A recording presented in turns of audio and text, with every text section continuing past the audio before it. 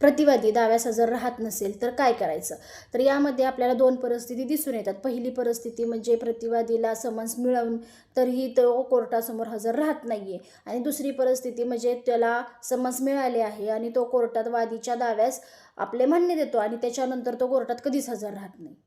पहिल्या परिस्थितीमध्ये म्हणजेच प्रतिवादीला समन्स मिळूनही तो कोर्टात हजर राहत नसेल तर त्याच्या विरुद्ध त्या दाव्यामध्ये एकतर्फा कामकाज चालवण्याचा आदेश कोर्टातर्फे केला जातो.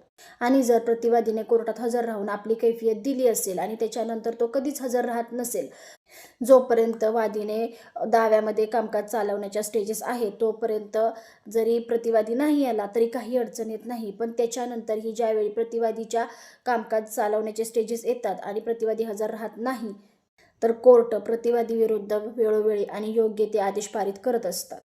पण त्यासाठी वादी आणि त्यांच्या वकिलांनी तत्पर आणि जागरूक राहणे आवश्यक आहे.